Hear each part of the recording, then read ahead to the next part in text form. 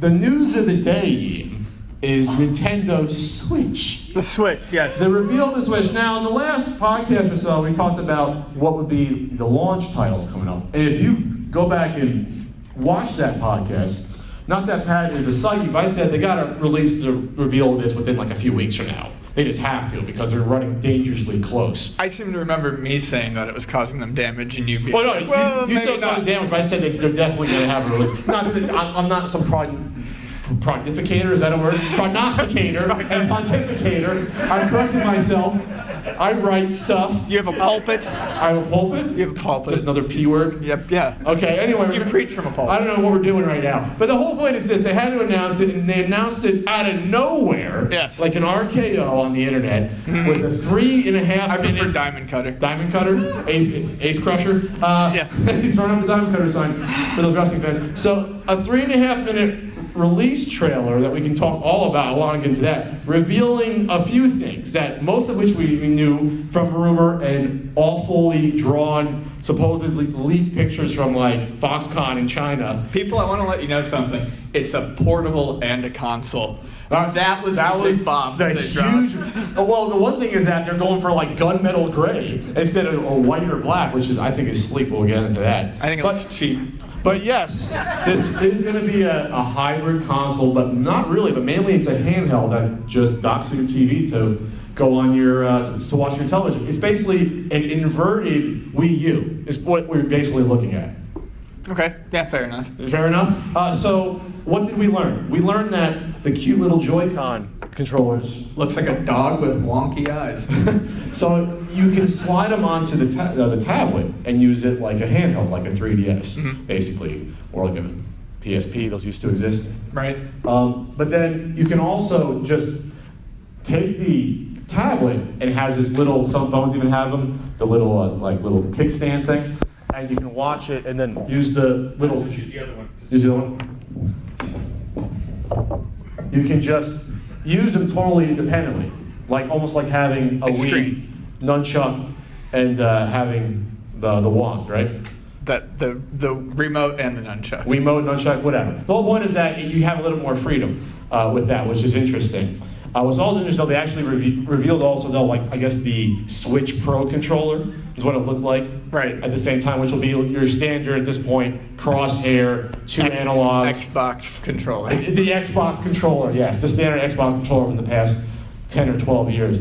So I think it was actually met with more positivity than I thought. Same. I was surprised where it was like, it's the end of Nintendo, this is it, we're seeing it right in front of us. It's always the end of Nintendo. But you didn't see that here. No. You saw that with the Wii U to a large extent. So either it's because people are being rational about this, or they really want Nintendo not to fail. Nintendo's not going to fail anyway. If no one buys the Switch, it's not like Nintendo's going to go out of business anyway. But because Run Mario is going to make $1 trillion when it comes out, and every other app game is going to come out in the future. But I like the fact that people were being level-headed about this. Yeah, no, so did I. The trailer was interesting because it taught me that 34-year-old men with dogs play video games until 6 in the morning. Oh, that's what you learned? That's what I learned. To me, they're all 20-year-old hipsters, but okay. Okay, there was that. I also learned that playing fake basketball is more fun than playing real street ball. Sure. I don't know what court they were on, by the way. This is like out of a movie. They were like by a bridge overhead. It was insane. I also learned that a lot of people have rooftop parties, and that's how you introduce them to Mario. Yes. So I made a joke that this is Nintendo saying we're taking over the world, and if you don't have a Nintendo system, grandfather, then you'll be dead, and we're going to kill you by the time you're 30 anyway. There was no old people in this trailer. No. There was no children and no old people. They don't matter anymore. No, they don't. So this is like some dystopian future where Nintendo's taking over. It's the Nintendo World Order government. And yeah, you're killed off by the time you're 30. And if you don't play a Nintendo system within 20 minutes, the little explosive in your head's going to go off. Because everyone took their Switch from their house. Oh my God, I don't play. Now I'm on the band playing. Oh my God, now I'm in the airport. Oh my God. They had to play Nintendo systems every second of their day. That's what I got from that trailer. Am I wrong? They were originally going to call it the Nintendo Kill Switch. The Kill Switch. Hey, we're on to something here. They just See how we build the layers? I started the thought, Ian slanted home, Yeah. like on that court. We set him up and we knock him down. So what I actually liked about the trailer, though, legitimately, was how they took these relatively non-revolutionary ideas and made them look really cute and fun. If you go back to the basketball thing, I liked how they set up the two screens with the kickstand facing each other, and they had two people playing because it reminded me of the head-to-head arcade machines, and I was like, oh, that's very cute. And I would play a sports game like that. That's very interesting. And I loved the way they showed off Splatoon and the people doing the local. It was an esports competitive sort of like warm-up before it being again, this is Nintendo World Order, where the only sport you're allowed to watch is our Nintendo games in huge stadiums. That's fine, all I want to watch. And then is if you Splatoon lose, anyways. the kill switch goes off. Yeah, the kill switch goes right off in your brain. And it's not painless. It will hurt a lot. It's in the EULA. So, anyways, I just think it's very interesting. And some people have complained about the size. Oh, it's not really portable. Well, neither is your Apple iPad. Yeah, there's giant iPads. There's some phones that are huge that you can't fit in your pocket. We've redefined the definition of portable, and if it can fit in a backpack or a bag, it's portable. I'm excited for it for a couple of reasons. It's not because I'm a Nintendo fanboy, it's because I'm a portable gaming fanboy. So I'll own one. The docking to the TV is kind of secondary for me. The other is the Nintendo Switch partner list. Now, obviously, people pledged support to the Wii U, and that was great. We got Batman and Arkham Asylum with Special Edition. Whew, I think we got Assassin's Creed. Yeah, and a Mass Effect. We got a Mass 3 Effect Special Edition 8 months after it came out of their we systems. had one Madden game, I think, if I That remember big correctly. EA support. We're giving you one Madden game. We got Fast and the Furious. I'm trying to remember. I have like the entire Activision library because I have two friends who work there, and as a joke wedding gift, they gave me every Activision game they could scoop up off the ground before coming to my wedding. Most of them aren't open, and that's fine. They're okay with that. They thought, they're like, here, haha, it's funny. But you look at this, and provided this goes through, this is great. I'd like to focus on what I think is the best partner, though, which is Spike Chunsoft. Spike Chunsoft is fantastic because I'm going to take that as Fire Pro Wrestling confirmed for the Nintendo Switch. Christ. Sorry, that's what I'm excited about. But you want to talk about the partners first? Yeah, I mean, So obviously the big hit with the Wii, and the Wii U probably to even a worse extent, was no third-party support or very weak. So of course, these guys, it's not like it's written in blood, but then again, maybe Nintendo hired the Yakuza to go after them in case they would drop out. You have a nice variety of third-party publishers. we've got Atlas, so you've got RPGs, we've got Arc System Works, You got Activision. Fighters, you've got Activision, so you've got boring shit no one wants to play. But it's AAA titles that people need to have on the system. It'll sell it. Bethesda, yay, Capcom. Some stuff. Sega, Codemasters with Dizzy on Switch. From Software, Armored Core 6, anyone? Come on, Armored Core. Great series. And we all love Armored Core, right? DNA. Oh. All right. You made a mistake in the podcast. You must go. How about Square Enix? Square Enix is big. What? Even bigger is Marvelous, because that means I'll probably get a Center and Kagura game on there.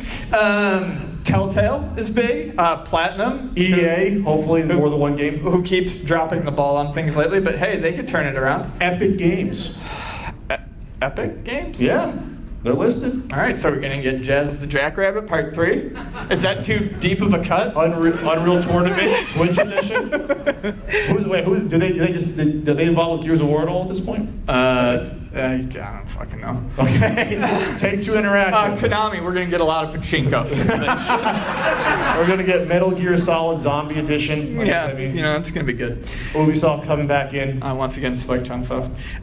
So it's a hearty list. It's not, the big one missing is Rockstar. That's like, if they had Rockstar on board, Now, I think everyone would be like, oh my God, okay, this is for real, but this is still more than survivable. Oh, hold on. We forgot Namco is on board. Okay, yes, and we forgot Namco. We've got Namco on board. So we're gonna have Thank you. Mappy Land. We're gonna Switch have Edition. Mappy Land Part 2. Yes, that's my question. Is everything gonna be like Mario Switch instead of Mario 64, Mario Wii, Mario Wii? That's gonna be annoying. I really hope not. But I think Are we over that? It's not 99 2002 anymore. Let's go through the trailer, though. I was going to comment on a few things. Besides the fact that, Probably yes, covered the bases. the basis is the middle of it where this guy literally does have the kill switch in his head because he goes from in his apartment playing Skyrim, which we'll get into, then sharing the experience at the airport, then on the plane playing Skyrim, and then back home in the cab playing Skyrim again. So yes, there's something going on That's with what this. Skyrim does to people. It's just,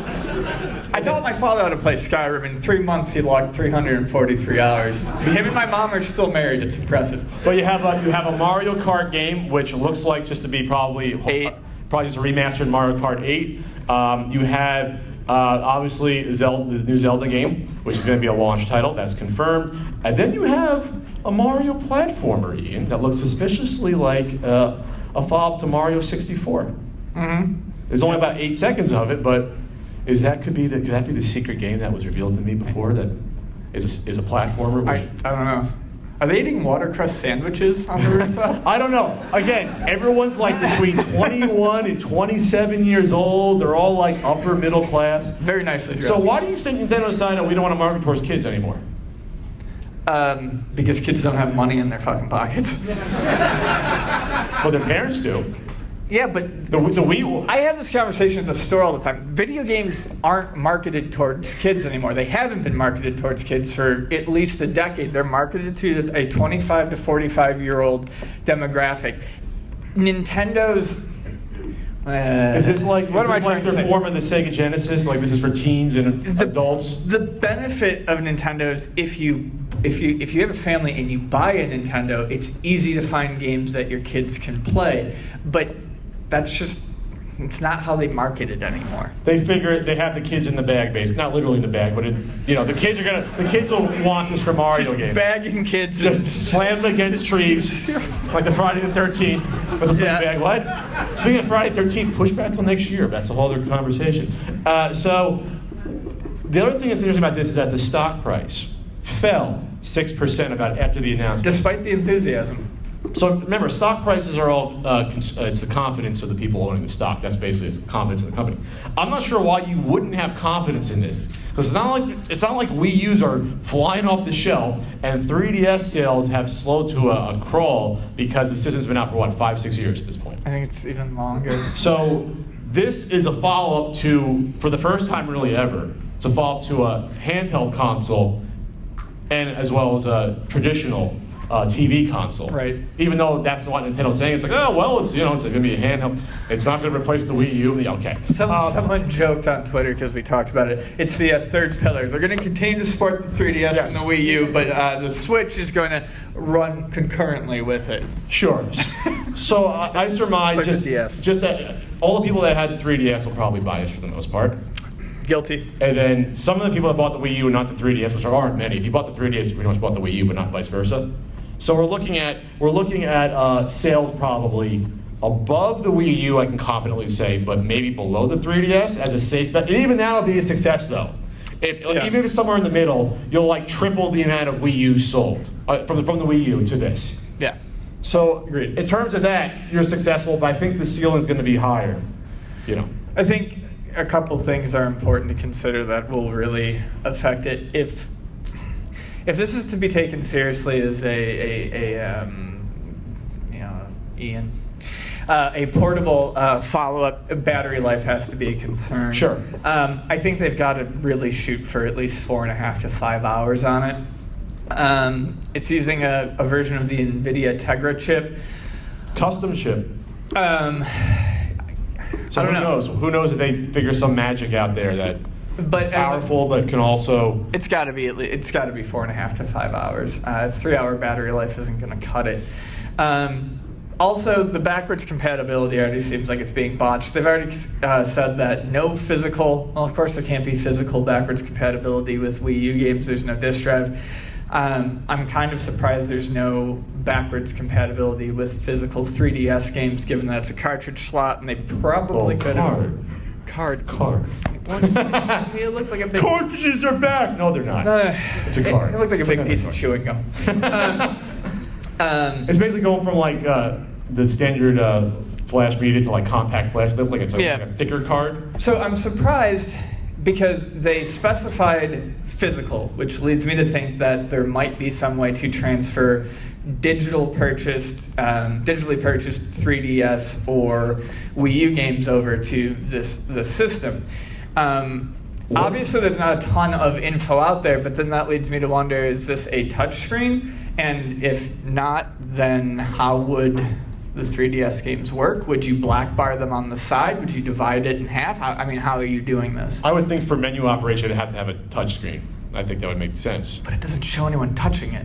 Well, they're also wild-eyed and crazy playing this game. They want to stay alive. Exactly, they want to stay alive. Let's play huddled in the van. Let's play after basketball. I think. Hey, it's true. Well, that's a bizarre trailer. We're not talking about the song, which to me is like an interesting choice. Mm-hmm. It's like sort of it's a bizarrely jaunty tune. Jaunty, kind of jazzy that ballad. Would play in a clown magazine. Yeah. It's not good. It's not good. Anything else would have been better than that. What if they did this, Ian? Okay. No backwards compatibility. Uh-huh. But we know your account's probably going to be crossing over to this from the Wii U. Mm-hmm. We know what you bought, what you registered. For a nominal fee of $10 or $15, you can download the remastered version of Splatoon that you already bought before. Yeah, I mean, something like that. Is that out of the realm of possibility? No, it's not. Maybe that's the way they can make more money doing that, but also then the fans won't be ultra pissed off because they're still getting thrown a bone, even though it's going to be a bone out of their pocket. Bone, bone, bone, bone. What you gonna do? Anyways, yeah, that's fine. Bone Thugs and Harmony. That would be totally okay. Yeah, I would. I'm the one bad singing now. We're both singing. See you at poorly. the crossroads. Anyways, okay. Let's stop. Let's stop. So again, they showed off Skyrim for like half of it with that crazy guy who could not play Skyrim. So you'd assume that would be on the system since it's coming back remastered to the other consoles. Yes. They confirmed that there'll be Amiibo support because that made Nintendo $1 jillion. So there's no reason not to come back. Even though I'd say 90% of the people aren't actually using it for the games; they're just having little toys. I just kissed them goodnight. You just kiss them goodnight. Yeah. What do you think about that controller? Like honestly, the puppy dog controller? You call it puppy dog controller? I like it.